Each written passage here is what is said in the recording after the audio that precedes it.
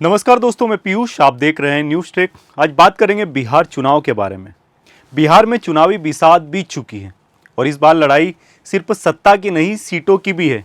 गठबंधन के अंदर घमासान है और बाहर गहमा गहमी। राजद के खेमे में सहयोगी दल सीटों के लिए खींचतान कर रहे हैं। कांग्रेस, वीआईपी और वाम दल सबकी अलग मांग है और राजद के माथे पर शिकन है। सिर्फ दूसरी पार्टी ही नहीं, राजद के सुप्रीमो यानी कि तेजस्वी यादव के अपने भाई तक अब मीडिया के सामने आके कई तरह की बातें कर रहे हैं। मतलब चुनाव से पहले बहुत कुछ है जिसे महागठबंधन को ठीक करना है। सिर्फ महागठबंधन को नहीं बल्कि एनडीए को भी। बाकी सब तो ठीक था, मुकेश सहनी सबसे एक कदम आगे निकल गए हैं।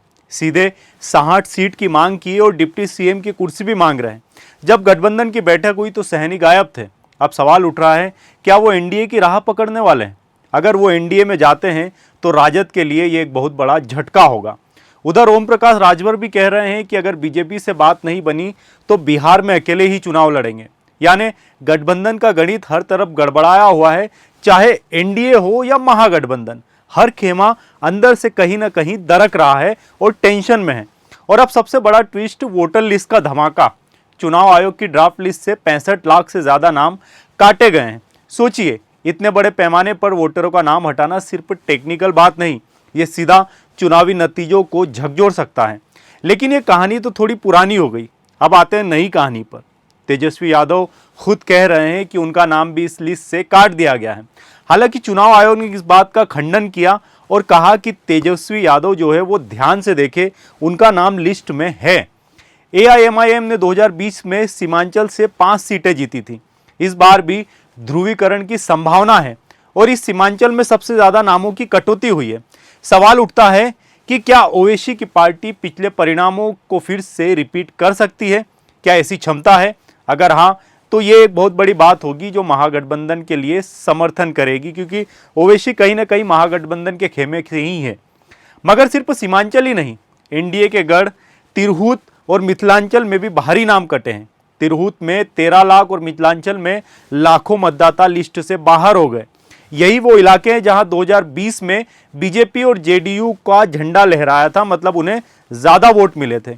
लेकिन तस्वीर के दूसरे हिस्से में महागठबंधन का किला भी हिला हुआ है। पटना और मगध कमिश्नरी में 16.5 लाख से ज्यादा नाम काटे गए और ये वही क्षेत्र है जहां तेजस्वी यादव ने पिछली बार बहुत बड़ी बढ़त ली थी। विपक्ष कह रहा है यह मतदाता सूची की सफाई नहीं बल्कि राजनीतिक सफाई है। आरोप है कि चुनिंदा वर्गों को टारगेट किया जा रहा है।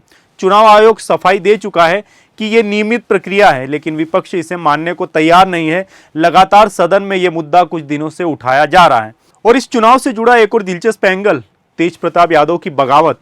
अपने पुराने विधानसभा क्षेत्र महुआ में पहुंचे तेज प्रताप यादव ने न सिर्फ शक्ति प्रदर्शन किया बल्कि अपने छोटे भाई तेजस्वी को खुला चैलेंज भी दे दिया। तेज प्रताप बोले, तय कर लो अर्जुन कौन है और कृष्ण कौन है। अगर तेजस्वी खुद को कृष्ण मानते हैं तो पहले बांसुरी बजाकर दिखाए। यानी अब यादव परिवार की लड़ाई भी चुनावी मंच पर खुलेआम हो गई है और राजा कौन होगा, कृष्ण कौन होगा, यह तय होगा बांसुरी बजाकर। खैर, तेज प्रताप यादव को शायद ही कोई ऐसा होगा जो बिहार में सीरियसली लेता होगा। खैर, अंत में इन सब खबरों को देखते हुए यह तो तय है कि बिहार का चुनाव अब एक रोमांचक मोड़ पर नजर आ रहा है, जहां कोई नहीं कह सकता कि कौन मजबूत है और कौन हार जाएगा। ये शायद वोटों की गिनती के अंत तक ही बना रहेगा और ये परिस्थिति वहीं पर क्लियर होगी। खैर, कोई अगर पार्टी इन मुद्दों को भुनाने में कामयाब नहीं होती है तो वो यहाँ पर कमजोर जरूर साबित होगी। और अंत में कौन गठबंधन में रहेगा, कौन किनारा करेगा और कौन वोट डालेगा, इसका फैसला अब मैदान में नहीं बल्कि मतदाता सूची में लिखा जाएगा, जो अभी फिर से एक बार रिपीट की जाएगी, जिसके लिए 1 महीने का समय है। बिहार तैयार है, मगर क्या राजनीति भी तैयार है? इस बार के सबसे उलझे हुए चुनाव के लिए, बिहार चुनाव की कवरेज के लिए न्यूज़ टेक के साथ आप सभी बने रहिए। आप सभी को यहाँ पर निरंतर लगातार बिहार चुनाव से जुड़ी अपडेट्स मिलते रहेगी। चैनल को सब्सक्राइब जरूर कीजिएगा। आप सभी साथ में बने रहिएगा। आप सभी का धन्यवाद।